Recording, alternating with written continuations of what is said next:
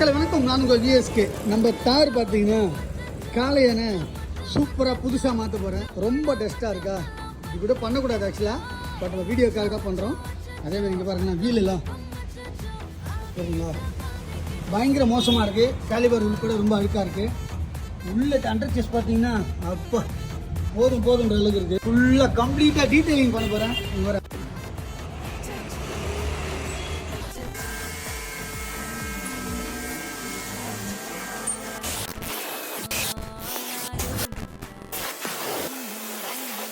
हुकुम tiger का हुकुम।